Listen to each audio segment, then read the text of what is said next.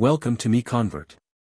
In this tutorial, I will show you how to convert C4D files to USDZ format, completely free and online. Open your browser and search for C4D to USDZ.com. Click on the first result to go straight to the converter.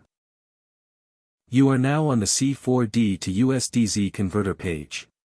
The interface is clean and easy to use. Let's upload a file.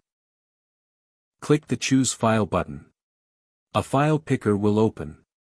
Select the C4D file you want to convert, then click Open. Your file is loaded and ready. You can see the file name, size, and destination format. Click Convert now to start the conversion. The conversion is in progress. You can see the progress bar moving. This usually takes just a few seconds.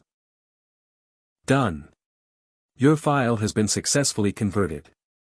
Click Download to save the USDZ file to your computer. That's it.